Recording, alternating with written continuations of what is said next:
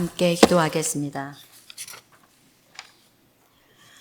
너희는 그 은혜에 의하여 믿음으로 말미암아 구원을 받았으니 이것은 너희에게서 난 것이 아니요 하나님의 선물이라. 아멘.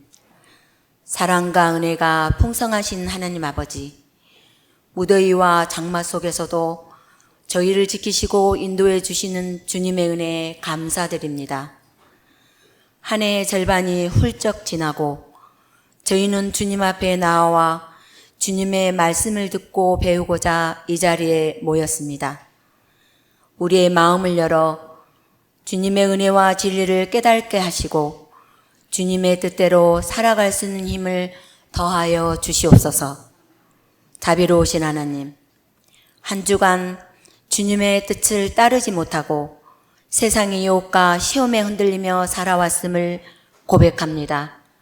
이 시간 저희의 모든 잘못과 실수를 주님 앞에 내려놓으니 주님의 자비와 용서로 우리 영혼을 씻어주시고 주님의 사랑으로 저희의 삶이 변화되고 회복되게 하여 주시옵소서. 우리 나라를 위해 기도합니다. 특히 최근 집중호우로 큰 피해를 입고 고통받고 있는 이들을 기억해 주시옵소서. 많은 이들이 집과 생업을 잃고 어려움을 겪고 있습니다. 주님, 그들에게 위로와 희망을 주시고 필요한 지원이 신속히 제공되도록 도와주시옵소서. 또한 이러한 재난이 다시 발생하지 않도록 대비하고 준비할 수 있는 지혜와 용기를 지도자들에게 주시옵소서. 우리 교회를 위해 기도합니다. 각자의 가정과 일터에서 주님의 은혜와 사랑을 풍성히 경험하게 하시고 어려움 속에서도 평안과 위로를 찾을 수 있도록 도와주시옵소서. 건강이 무너져 고통받는 이들에게는 치유의 손길을, 마음이 상한 이들에게는 주님의 위로를, 경제적으로 어려움을 겪는 이들에게는 주님의 풍성한 공급을 허락하여 주시옵소서. 저희가 주님의 사랑 안에서 서로를 격려하고 돌보며 함께 주님의 영광을 드러내는 삶을 살게 하여 주시옵소서. 장간철 목사님을 위해 기도합니다. 목사님께서 말씀을 전하실 때 성령의 충만함으로 함께 하여 주시고 그 말씀을 듣는 우리 모두가 주님의 뜻을 깨닫고 순종하는 삶을 살게 하여 주시옵소서. 목사님의 건강과 사역을 주님 손에 맡기며 항상 주님의 인도하심을 경험하게 하여 주시옵소서. 아름다운 찬양을 통해 주님의 사랑과 한량없는 은혜를 전하는 성가대원들에게도 크나큰 축복을 내려 주시옵소서. 오늘 이 예배를 통해 저희가 주님의 임재를 깊이 경험하게 하여 주시고 우리의 삶이 주님께 더욱 가까이 나아가도록 인도하여 주시옵소서. 주님께 모든 영광을 돌리며 이 모든 말씀 우리 주 예수 그리스도 이름으로 간절히 기도드리옵나이다. 아멘. 하나님 말씀입니다. 신약성경 에베소서 4장 25절입니다. 신약성경 314쪽 에베소서 4장 25절부터 32절까지 교독하겠습니다. 그런즉 거짓을 버리고 각각 그 이웃과 더불어 참된 것을 말하라. 이는 우리가 서로 지체가 됨이라.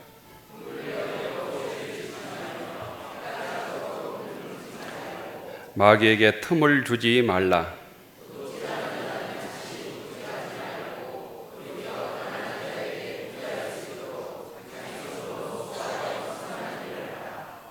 무릇 더러운 말은 너희 입 밖에도 내지 말고 오직 덕을 세우는데 소용되는 대로 선한 말을 하여 듣는 자들에게 은혜를 끼치게 하라.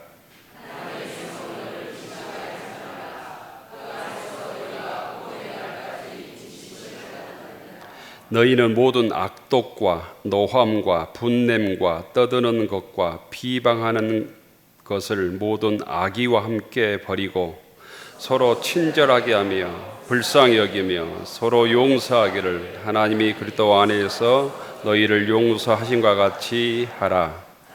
아멘. 7월 마지막 주일입니다. 삼복 더위에 교회 나오신 교우들에게 주님의 은총이 함께하기를 축원합니다. 우선 인사하십시다. 반갑습니다. 잘 나오셨습니다. 주님의 이름으로 축복합니다. 주님의 평화가 여러분에게, 주님의 평화가 성가대원들에게 평화와 함께 하겠습니다. 두려워 말라 내가 너를 도우리라. 두려워 말라 내가 너를 도우리라. 이미 무더위가 시작되었습니다. 어제가 중복이었습니다. 중복에서 말복까지가 20일 기간입니다. 20일간 덥다고 생각하시면 될 것 같습니다. 무더위를 피해서 휴가를 가거나 또 피서를 가거나 하신 교우들도 꽤 있는 것 같습니다. 잘 건강하게 잘 다녀오셨으면 좋겠습니다. 더위에 집 떠나면 고생인데 연세가 들면 피서는 집에서 하는 게 제일 나은 것 같죠. 피서를 가더라도 또 휴가를 가더라도 마음 관리를 잘 하고 가셔야 시험 들지 않고 짜증내지 않고 가족의 화합을 이룰 수 있습니다. 집에서 기도 1분 했으면 피서 가서는 한 5분 정도는 하셔야 복된 휴가 피서 다녀올 수 있습니다. 요즘처럼 날씨가 무덥고 습하면 불쾌지수가 매우 높아져서 쉽게 짜증내기가 쉽습니다. 실제로 심리학자들은 높은 기온과 높은 습도가 사람의 불쾌감을 높이고 충동성과 공격성을 증가하는 경향이 있다고 발표를 했습니다. 곧 더위는 우리 인간의 인내심을 약하게 만드는 것이죠. 그래서 작은 일에도 참을 수 있는 일에도 쉽게 화를 내는 환경을 만들게 됩니다. 우리 몸이 느끼는 환경이 안 좋으면, 날씨가 더우면 느끼는 불쾌지수가 있듯이 우리 마음에도 영적인 불쾌지수가 있습니다.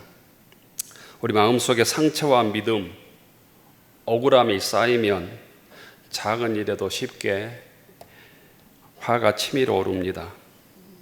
이런 감정을 오늘 성경에서는 분노라고 했습니다. 오늘 성경에서 말하는 이 분노를 오늘 성경은 분, 화, 노함, 분냄 이런 다양한 표현으로 표현을 했는데 한마디로 얘기하면 분노라고 말할 수 있을 것 같습니다. 현대 심리학에서는 이 분노를 빙상감정이라고 부릅니다. 빙상감정, 아이스버그 이모션이라고 부릅니다. 빙산은 바다 위에 떠 있는 그 얼음산, 빙산은 바다 위에 보이는 부분이 약 10% 정도에 불과하답니다.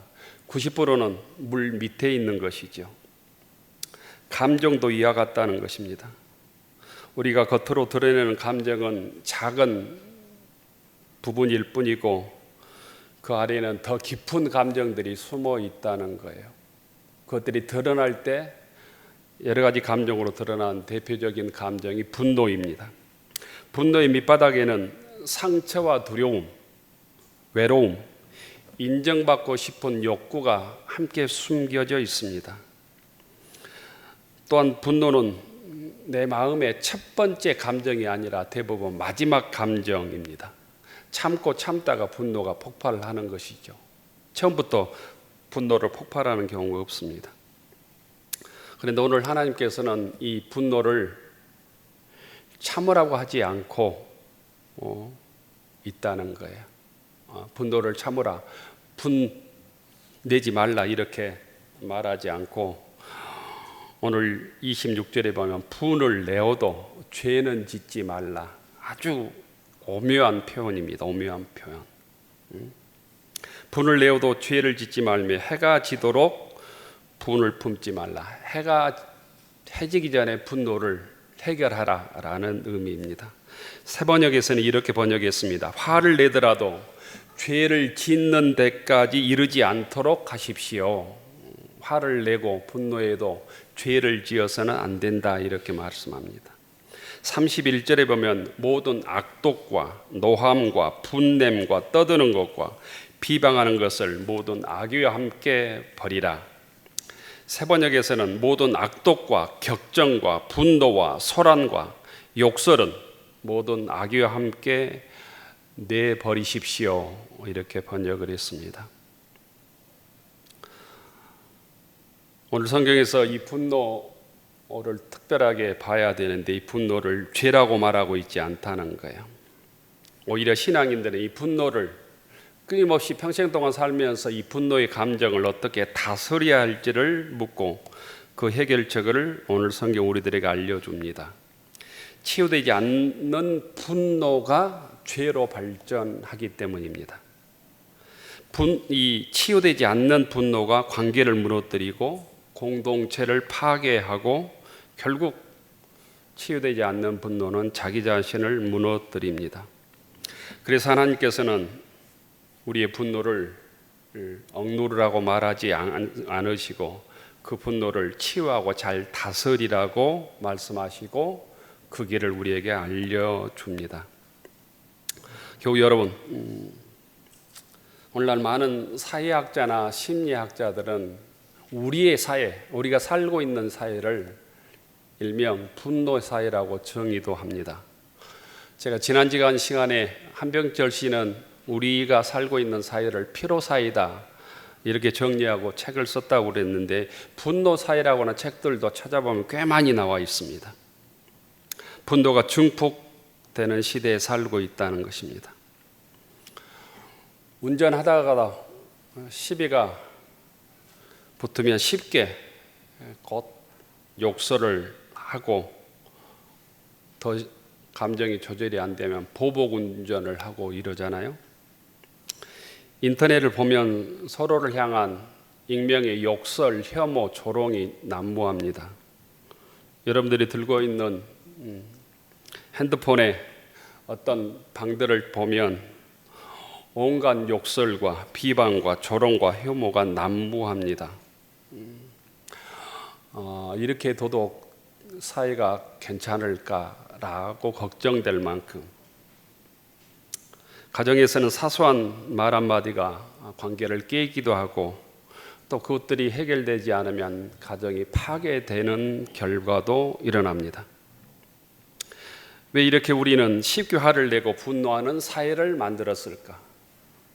못 배운 사람이 없습니다.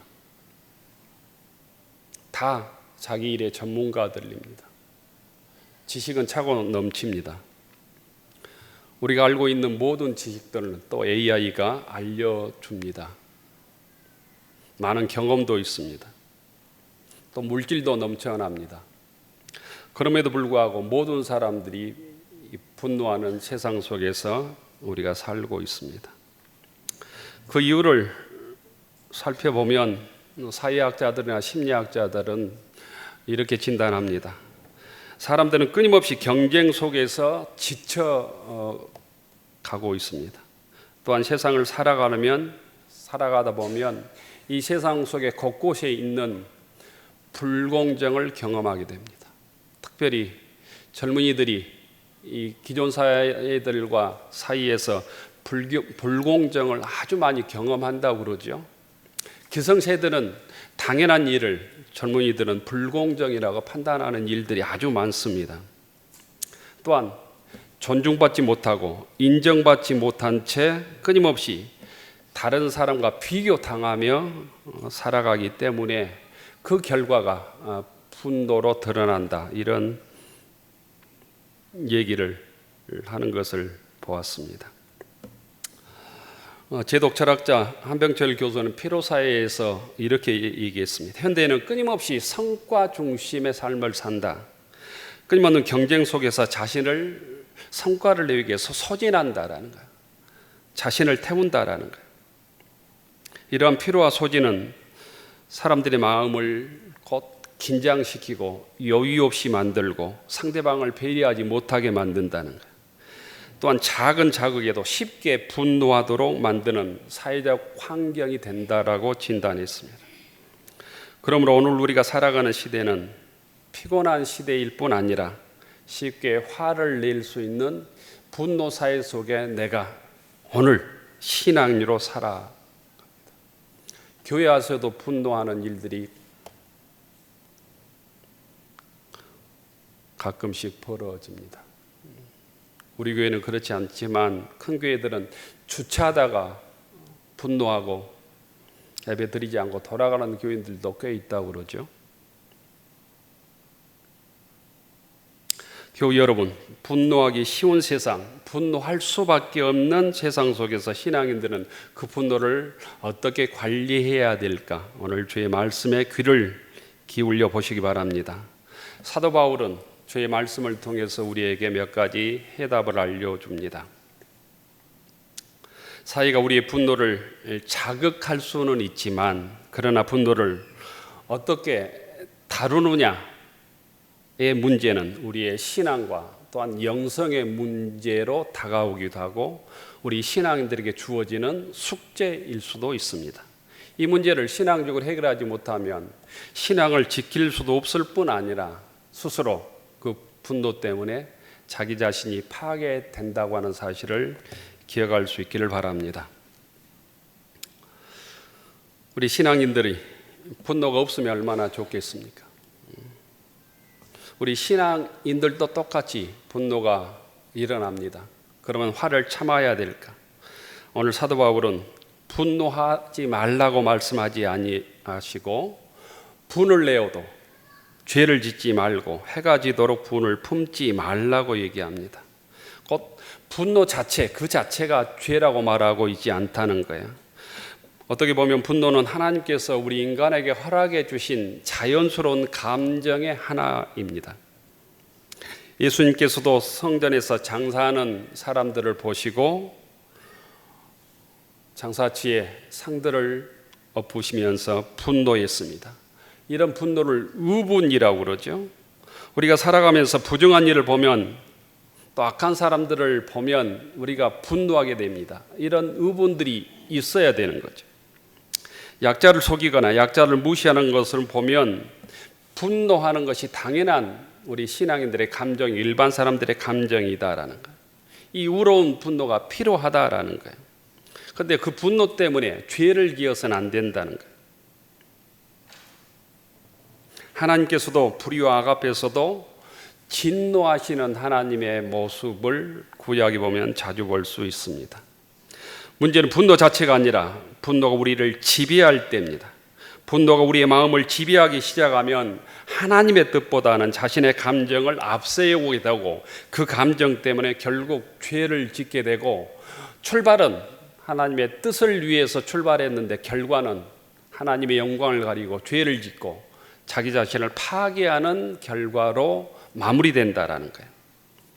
이런 대표적인 예가 민수기 12장에 보면 모세의 모습을 통해서 우리에게 정확하게 곧 분노와 의분의 잘못된 모습과 결과를 우리에게 알려줍니다. 모세는 성경에서 평하기를 세상에서 가장 온유한 사람이라고 정의를 했습니다. 가장 온유한 사람. 민수기 12장 13절에 그렇게 정의를 했습니다.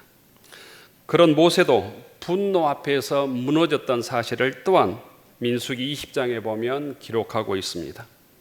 민수기 20장에 보면 백성들이 끊임없이 원망하고 불평합니다. 이때 모세가 그 원망과 분노를 참지 못하고 분노가 폭발하지요. 하나님께서 모세에게 이렇게 명령합니다. 민수기 20장 8절에 보면 반석에게 명령하여 물을 내라. 반석에게 명령하여 물을 내서 백성들이 마시게 하라는 거예요.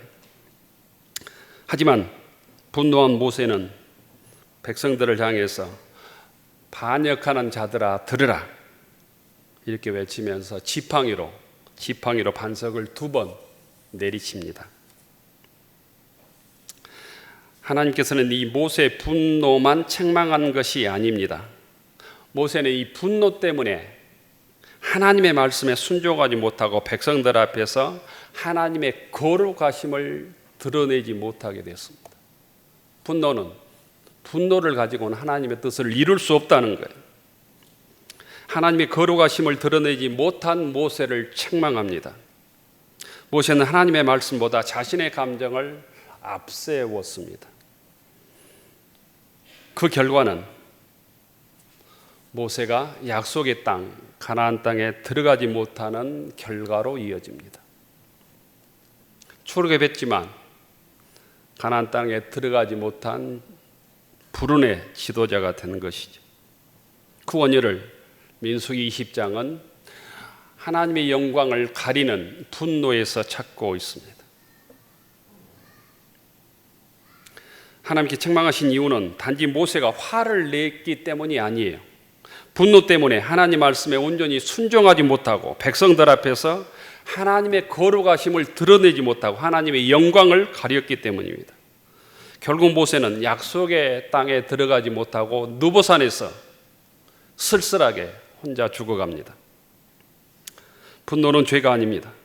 그러나 그 분노가 하나님의 말씀보다 앞설 때 분노는 우리로 하여금 죄의 도구가 되게 합니다. 여러분들이 신앙생활하면서 그 지점을 정확히 포착해야 주의 일에 하다가 주의 선한 일을 하다가 주의 말씀에 순종하다가 어떤 책임을 맡다가 곧 하나님이 또 버려지지 않을 수 있다는 거예요. 우리 모두는 그런 유혹 앞에 서 있습니다. 분노는 우리를 죄악으로 끌고 간다라는 거예요. 순종함으로 시작했지만 하나님의 영광을 하기 위해서 내가 말씀으로 시작했지만 결국 분노를 조절하지 못해서 하나님의 영광을 가리는 버림받는 사람들이 한 사람도 없기를 축원합니다. 사도 바울은 오늘 분노를 다스리는 4가지 방법을 우리에게 아주 제시합니다. 첫째는 분노를 오래 품지 말라는 거예요. 26절 다시 해가 지도록 분을 품지 말라. 따라서 합니다. 해가 지도록 분을 품지 말라. 해가 지도록 분을 품지 말라. 분을 해결하지 못하고 분노를 해결하지 못하고 잠자리에 들어서는 안 된다는 거예요. 그 다음 날까지 끌고 가서는 안 된다는 거예요. 품지 말라는 단어의 헬라어의 의미는 계속 품고 있다라는 거예요. 계속 품고 있다. 암탉이 알을 품으면 곧 병아리가 나오는 것처럼 분노를 계속 품고 있으면 그것 때문에 내가 죄를 짓게 되어 있다라는 거예요. 분노를 지속시키지 말라, 분노를 숙성시키지 말라라는 의미입니다. 분노보다 더 위험한 것은 오래된 분노입니다. 오래된 분노. 왜냐하면 분노가 오래되면 원망이 되고 원망은 미움이 되고 미움은 증오를 낳기 때문입니다.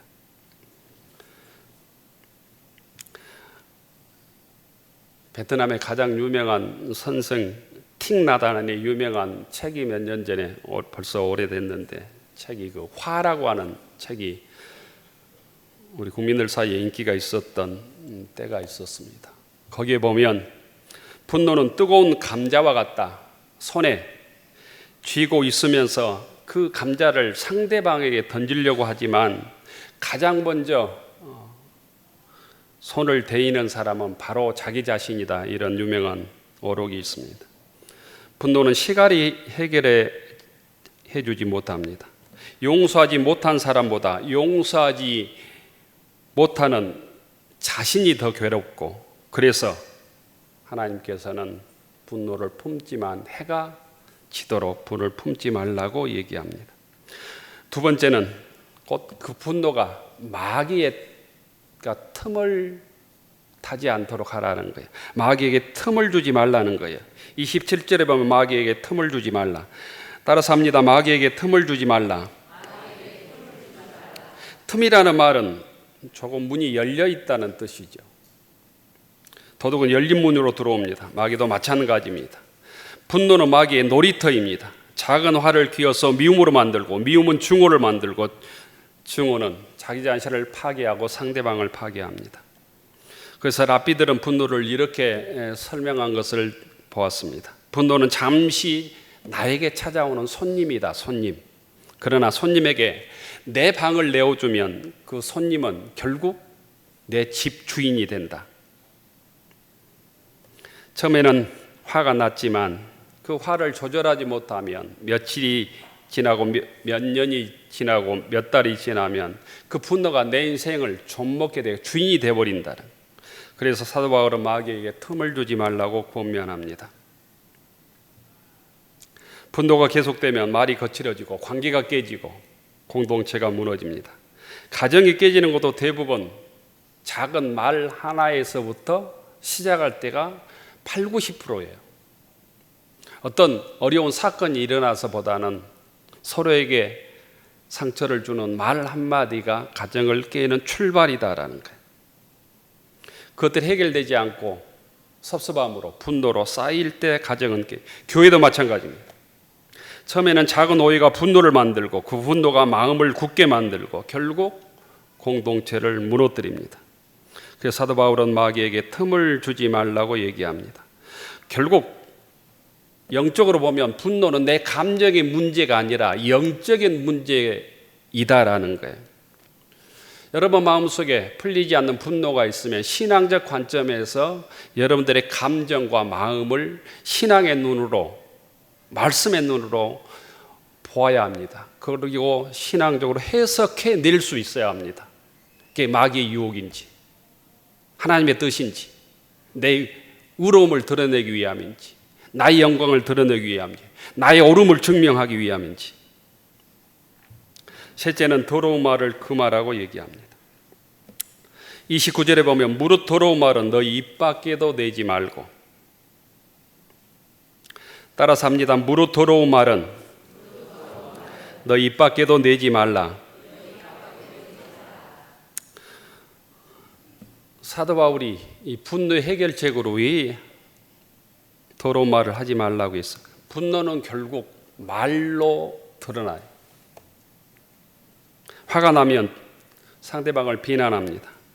분노하다 보면 상대방을 험담하게 되어 있습니다. 상처를 줍니다. 말은 그래서 칼보다 오래 가는 것입니다. 요즘 정치권에 보면 험한 말들이 도를 넘어서 같이 사는 사람들인가, 같이 세상을 좋게 만들려고 하는 사람들인가라는 생각들을 하게 될 만큼 험한 말이, 조롱의 말이, 비난의 말이 난무합니다. 그래서 사도 바울은 다음과 같이 말을 하라고 얘기합니다. 분노는 마음에서 시작되지만 가장 먼저 혀를 통해서, 말을 통해서 나타나기 때문에, 그래서 29절에 보면 덕을 세우는 말, 은혜를 끼치는 말, 이러한 말을 하라는 거예요. 아무리 옳은 말도 분노를 조절하지 못하면 말을 하지 않는 게 좋습니다. 상대방에게 덕을 끼치는 말, 은혜를 끼치는 말, 위로하는 말이 아니면 옳은 말도 금해야 된다. 넷째로는 분노를 친절과 용서로 바꾸라고 얘기합니다. 31절 2절에 보면 사도 바울은 먼저 버릴 것을 얘기합니다. 모든 악독과 노함과 분냄과 떠드는 것과 비방하는 것을 버리라. 이어서 분노를 이기기 위해서 서로 친절하게 하며 불쌍히 여기며 서로 용서하기를 하나님이 그리스도 안에서 너희를 용서하심과 같이 하라. 32절의 말씀입니다. 사도 바울은 분노를 참으라고 말하지 않습니다. 분노를 친절로 바꾸라, 긍휼로 용서로 바꾸라고 했습니다. 왜냐하면 그 이유는 우리가 먼저 하나님의 용서 받은 사람들이기 때문이다. 용서받았기 때문에 나에게 분노를 유발한 사람이어도 용서하라는 거예요. 친절하게 대하는, 불쌍히 여기라는 거예요. 십자가는 하나님의 거룩한 공의와 끝없는 사랑이 함께 드러난 자리입니다. 예수님의 십자가에서 우리를 용서하시고 구원해 주셨습니다. 이것이 세상을 살아가면서 우리가 수없이 분노하게 되지만 분노를 넘어서서 용서하고 친절하고 또한 내 속에 있는 분노를 치유하는 출발이고 능력인 줄로 믿습니다. 내가 왜 분노를 치유해야 되는가? 남을 용서해야 되는가? 남에게 친절을 베풀어야 되는가? 이미 주님으로부터 지극한 그 사랑으로 인하여 우리가 하나님의 자녀가 되었고 구원받는 성도로 살아가고 있기 때문입니다. 교우 여러분, 오늘 우리가 살아가는 세상은 분노를 부추기는 시대입니다. 사람들은 쉽게 화를 내고 쉽게 상처를 주고 쉽게 관계를 분노 때문에 끊습니다. 그러나 주님께서는 우리를 예수님을 닮은 사람으로 부르십니다. 그리고 우리에게 분을 내어도 죄를 짓지 말라고 얘기합니다. 분노는 숨겨야 될 감정이 아니라 주님 앞에서 주의 사랑으로 치료받아야 될 감정이기 때문입니다. 분노를 치료받고 조절할 수 있어야만 신앙인으로 하나님의 자녀로 이 땅에서 복되게 살 수 있기 때문입니다. 여러분 마음속에 오래 품고 있는 분노가 있습니까? 아직도 용서하지 못한 사람이 있습니까? 지금 생각하면 마음이 아픈 상처가 있습니까? 분노 때문에 받은 상처 때문에 사람에게 관계가 어려운 성도들이 있습니까? 그 분노와 상처를 주님 앞에 내어놓을 수 있기를 바랍니다. 정직하게 십자가를 바라보고 주의 사랑 앞에 나의 약함과 한계를 내어놓을 수 있기를 바랍니다. 십자가는 우리의 죄만 용서하는 것이 아니라 우리의 상처와 분노까지 치유하시는 하나님의 은혜의 자리입니다. 사도 바울은 오늘 우리들에게 권면합니다. 서로 친절하게 하며 불쌍히 여기며 서로 용서하라. 오늘 이 말씀을 분노가 가득한 세상 속에서 우리 마음속에 새길 수 있기를 축원합니다. 서로 친절하게 하며 불쌍히 여기며 서로 용서하라. 우리가 용서하는 이유는 우리가 그 용서받은 사랑으로 구원을 받았기 때문입니다.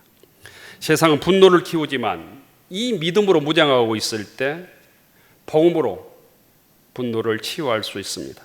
세상은 보복을 말하지만 주님께서 우리에게 용서를 가르쳐 주셨습니다.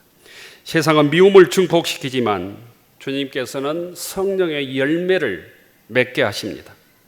그러므로 치유하는 하나님께 우리의 분노를 맡기고 그럴 때 주님께서는 우리에게 은총을 베푸셔서 분노를 화해로, 미움을 사랑으로, 상처를 치유로 깨어진 관계를 새롭게 회복시키는 은혜를 주실 줄로 믿습니다. 끊임없이 하루에도 몇 번씩 분노할 수밖에 없는 환경, 무더위, 어려움 주님께 맡기고 그리하여 분노의 사람이 아니라 화해의 사람이 되고 상처를 주는 사람이 아니라 치유하는 성도가 되고 세상을 닮은 사람이 아니라 주님을 닮아가는 무진교회 교우들이 되기를 축원합니다. 기도하겠습니다.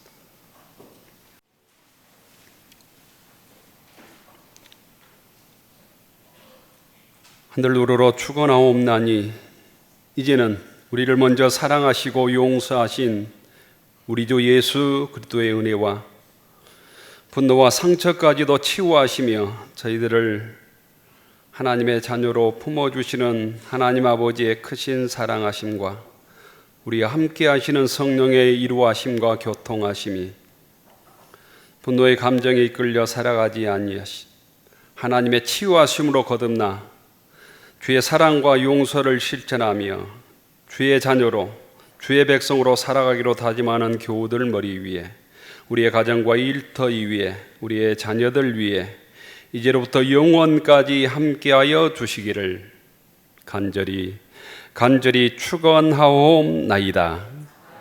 아멘.